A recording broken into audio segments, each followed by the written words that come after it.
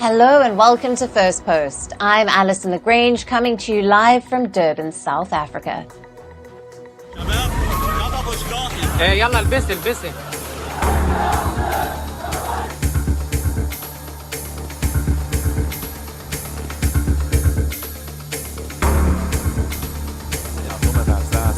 و به برکت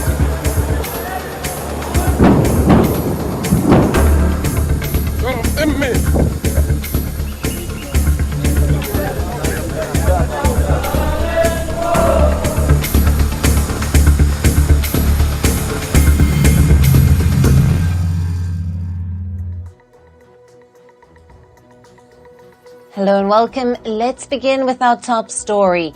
Hamas leader Ismail Haniyeh was killed in Tehran. According to Iran's paramilitary Revolutionary Guard, this has also been confirmed by Hamas. Haniyeh was in the Iranian capital to attend the swearing-in ceremony of the new Iranian president. Reports say that Ismail Haniyeh's funeral will be held in the Qatari capital Doha. It will be held on the 2nd of August. Hamas has said that their leader Haniyeh was killed in an Israeli airstrike. One of his bodyguards has also died, and Hamas has released a statement which has said, and I quote, Haniyeh died in a Zionist strike on his residence in Tehran. Hamas has said the group would retaliate and Haniyeh's killing would not go unanswered. Ismail Haniyeh joined Hamas in 1980s and was elected for the top job in 2017. He headed the political office of the Hamas Islamic Resistance and was staying in exile in Qatar. As Hamas's political leader, he played a crucial role in negotiation with international mediators. Haniyeh was involved in talks regarding hostage and ceasefire after Hamas's October 7th attack on Israel.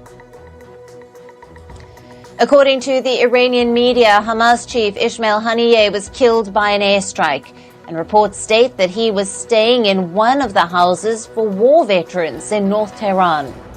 This is where he was martyred by an air-launched missile. Iranian Supreme Leader Ayatollah Ali Khamenei has vowed harsh punishment for Israel after the killing of Hamas leader Ismail Haniyeh in Tehran. Iran says Haniyeh's killing will strengthen the bond between Iran and Palestine, and that it is Tehran's duty to seek revenge for Haniyeh's blood. Iran's foreign ministry also said that Haniyeh's blood will never be wasted. President of the State of Palestine, Mahmoud Abbas, has condemned the killing of Hamas leader Ismail Haniyeh. He called the incident a cowardly act and a dangerous development. Abbas also called upon the people of Palestine to unite and be patient. Palestinian factions called for a general strike and marches on Wednesday to protest the killing of Hamas leader Ismail Haniyeh in Tehran. They announced a comprehensive strike and anger marches to denounce the assassination. The factions described the killing as part of Zionist state terrorism and its war of extermination. This joint statement was made by national and Islamic factions in the West Bank. Turkey has condemned the shameful assassination of Hamas political leader Ismail Haniyeh. A statement released by the Foreign Affairs Ministry states that this attack aims to spread the Gaza war to a regional dimension. The ministry also expressed their condolences to the Palestinian people, who have sacrificed hundreds of thousands of martyrs like Haniyeh in order to live in peace in their homeland. Russia has denounced the killing of Hamas leader Ismail Haniyeh. The Russian Deputy Minister of Foreign Affairs, Mikhail Bogdanov, has said in an interview he deemed the killing as unacceptable political assassination. Bogdanov feels that this will lead to further escalation of tensions. Hamas officials have released an undated video clip of Haniyeh. The clip is of his interview with a media house.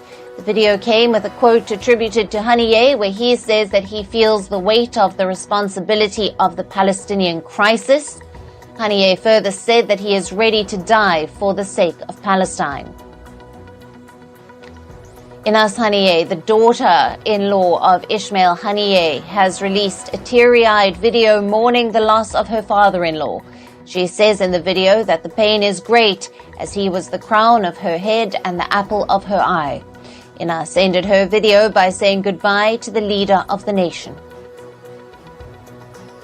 Mohammed Ali al-Houthi, the head of Yemen's Houthi Supreme Revolutionary Committee, took to X, formerly known as Twitter, to express his grief over the death of Ismail Haniyeh.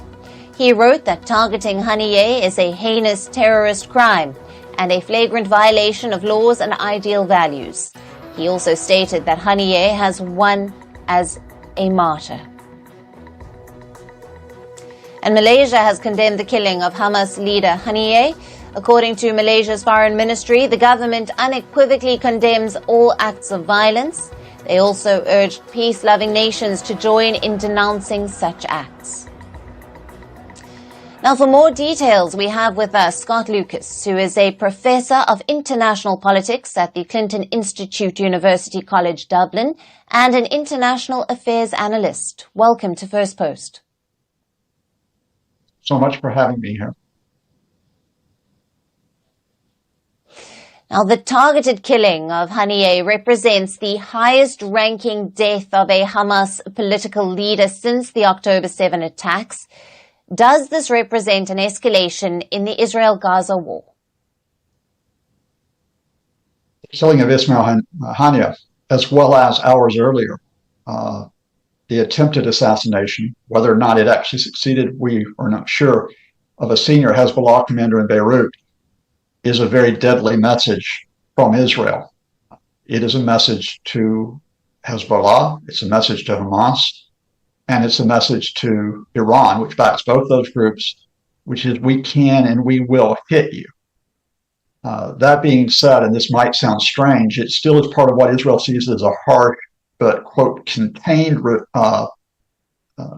operation using the Hezbollah's mass killing of juveniles at the weekend in the Golan Heights as the pretext.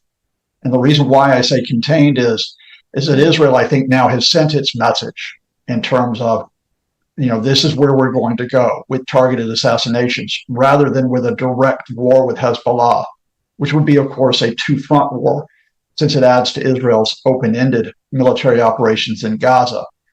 And what the Israelis have effectively done is two things. One is they've sent the message to Hezbollah, to Hamas, and to Iran, okay, the ball's in your court. Are you going to try to hit back at us? Because if you do, we will hit you back even harder. And secondly, it puts any idea of a ceasefire in Gaza on hold for quite some time because, of course, Ismail Haniyeh was one of the key negotiators as Hamas's political leader. With those ceasefire negotiations being put on hold, Benjamin Netanyahu in Israel can continue his war in Gaza. And indeed, he gets a bit of breathing space for it, given he is still in a great deal of political and legal trouble inside Israel. Right. Professor, on that, Haniyeh was, of course, a fundamental part of these ceasefire talks. How could his killing affect the future of truce and the future of peace in Gaza?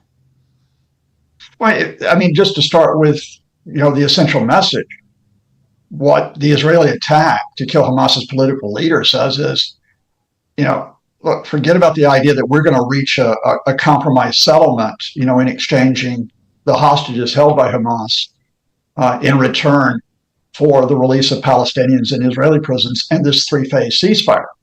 That's not what they're talking about now. What Israel is saying to Hamas is, you surrender, you give up, you capitulate, or else we might kill more of you.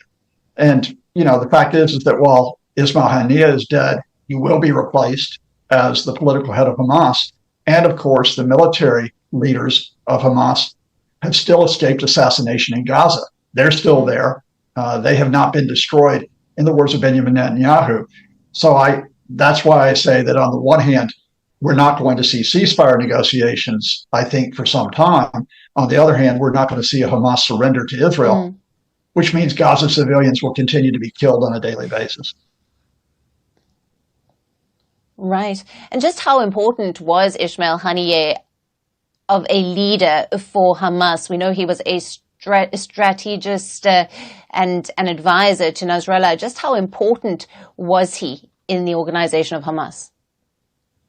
I mean, he is effectively the equivalent of for Hamas of what you might call a prime minister or even a president. He's your leading political figure. In contrast to another Hamas political leader, Khalid Mashal, he was not as, let's say, outgoing. He was a much quieter man, a much more measured man, a very devout man, but he was a man who was considered to be a very, very skilled negotiator. So to lose him does mean that you lose one of the possibilities that we could have gotten out of this open-ended war in Gaza and that we could have brought the temperature down in the region. But again, I have to emphasize, Hamas will not simply have a vacuum. There will be someone else who will rise into Haniyeh's role and take over the political and diplomatic wing of the organization as it continues its military resistance inside Gaza. And Israel has killed 3 out of the top 6 leaders of Hamas. Who could possibly replace Haniyeh? Well, there's a second level of Hamas political officials, amongst them Haniyeh's deputies who can step up and do the job. Wouldn't want to predict at this point who it will be. But Hamas has suffered assassinations by Israel going back many years. This just didn't start since October 7th with Hamas's own mass killings inside Israel. I don't want to portray this in any way that Hamas is like going to win this war against Israel. I think Hamas is simply trying to hold out while, let it be said, using Gaza civilians as human shields, just as Israel is killing them. But no, I think the fact is that as we've seen with the killing of Hamas's military leaders who have been replaced for more than a decade, Haniyeh will be missed in terms of what he specifically brings to the ceasefire protest. But his death does not mean the collapse of Hamas politically. Right. And Professor, this strike was in Iran's capital, Tehran. Even though Israel has not claimed responsibility, Hamas has called it a Zionist strike. Could this further escalate tensions between Iran and Israel? Certainly tensions will be raised. You've got Iranian officials, including the supreme leader today, shaking their fist and vowing revenge, which is what they do after every Israeli attack. But it doesn't necessarily mean direct confrontation between Iran and Israel. Your viewers might remember back in April that after Israel killed Iranian commanders in Syria, Iran carried out a demonstration attack with 100 missiles, including on an Israeli military base. Israel responded with a few missiles of its own on Iran, and then the escalation sort of stopped there. What I think we are seeing 3 months later is sort of a phase 2 of what has happened there. And that is the Israelis are saying, look, you hit us with missiles 3 months ago. Don't think we can't hit you and we can hit your allies as well. And I think the Iranian leadership is in a bind. They have serious economic issues in their country. A lot of their population do not want the Iranian regime to continue to invest more in terms of Palestinians and Lebanon and Hezbollah at the expense of domestic issues. And there are very big social problems in Iran, even as they named a new president yesterday to try to stave off some of those problems. So I think the Iranian leadership is on the defensive right now. They won't say that openly, but I think they're on the defensive. And on the defensive, I don't think they'll seek a wider confrontation with Israel.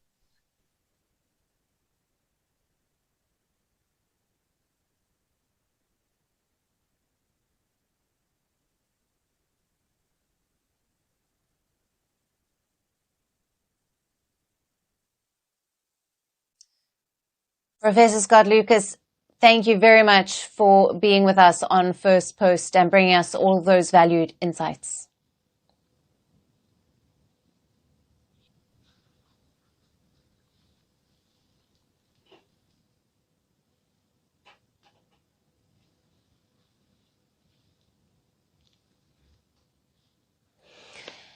Moving on to our next story now, Israel also has launched an airstrike in Lebanon's capital, Beirut, killing 3 civilians. Now, Lebanon officials say at least 74 people were wounded in the attack.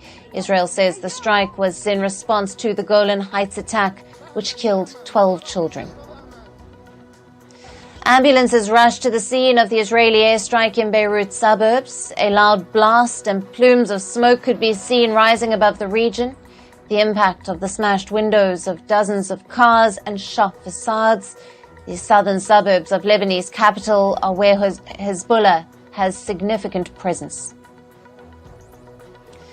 Anger grew after an Israeli strike hit a Hezbollah stronghold in southern Beirut. Young men gathered at the site amidst dust and broken glass, showing support for Hezbollah. They chanted, "We are at your service, Nasrallah," referring to the Hezbollah leader Hassan Nasrallah. Israel forces also claim that the Beirut strike killed a senior commander of the Hezbollah group. Hezbollah sources say that commander has survived the aerial strike. However, Hezbollah acknowledged that he was in a building that was hit at the time. The Hezbollah commander targeted in Beirut is named Fouad Shakur. Now, he served as the right-hand man to Hezbollah Secretary General Hassan Nasrallah. Israel says that Fouad was behind the massacre in the Golan Heights. The U.S. released a wanted poster of the senior Hezbollah commander, Fouad Shakur. Now, the U.S. claims that Shakur, in his 60s, was also involved in the 1983 bombing of the U.S. Marine barracks in Beirut. At least 241 U.S. military personnel were killed in that incident. A bounty of up to $5 million has been placed on his head by the U.S. government. Israel says the strike in Beirut was in response to the Golan Heights strike. At least 12 children lost their lives in that incident. Israel had pinned the blame on Hezbollah and had vowed a reprisal. Hezbollah has maintained that it was not involved in the rocket strike in Majd al-Shams. And Lebanon's Prime Minister Najib Mikati has condemned Israel's strike on its capital Beirut. He called the attack a blatant Israeli aggression.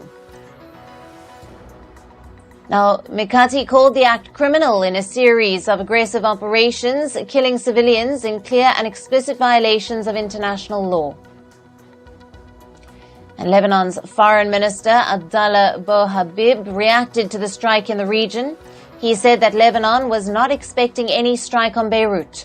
Habib added that he hoped any response by Hezbollah shall be proportionate. An Israeli Defense Minister, Yoav Gallant, stated that Hezbollah had crossed the red line following the targeted strike in South Beirut. Gallant posted on X shortly after the Israeli military confirmed the strike. The attack targeted a commander responsible for a rocket strike on the Golan Heights that killed 12 children. Hezbollah and Israel, who last fought a major war in 2006, have been exchanging fire since the Gaza war began in October. Hezbollah claims its attacks on Israeli targets are in solidarity with Palestinians. Hostilities have been mostly limited to the border region, with both sides indicating they do not want a wider conflict, despite concerns of escalating war. In the latest exchange on Tuesday, 10 rockets were fired from Lebanon, with one hitting the kibbutz Hagoshrim, killing a 30-year-old man. And Iran calls Israel's strike in Beirut vicious. A statement issued by Iran says the vicious and criminal action of the Zionist criminal gang in the suburbs of Beirut certainly cannot stop. Now, Israel hit Lebanon's capital city for Beirut, targeting a senior Hezbollah commander. The U.S. State Department said that they will continue to pursue a diplomatic way to avoid escalation of the conflict between Israel and the Lebanese group Hezbollah. This was said during a press briefing. This comes after Lebanese security sources reported a strike on a Hezbollah commander in Beirut's southern suburbs. And Kamala Harris, the Vice President of the United States of America, says that Israel has the right to defend itself against Hezbollah.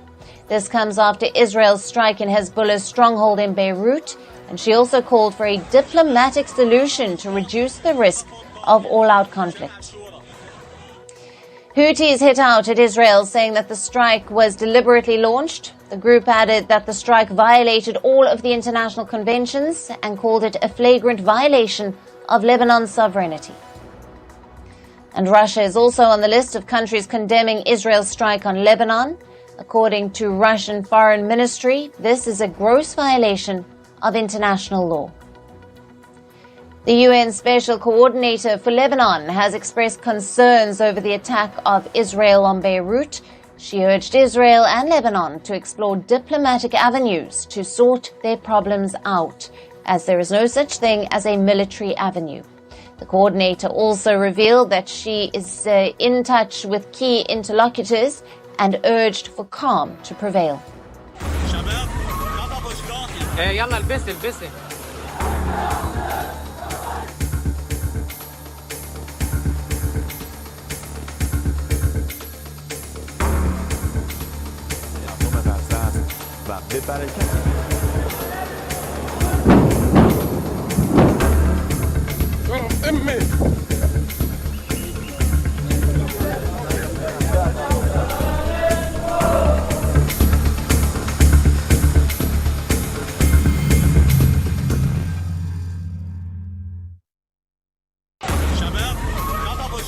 يلا البسي البسي.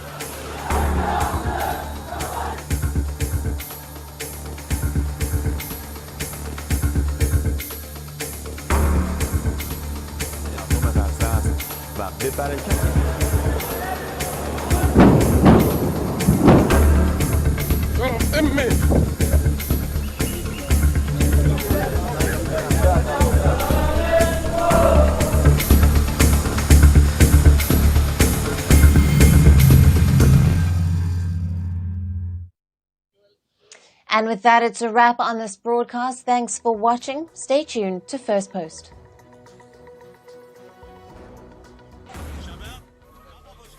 يلا البسي البسي.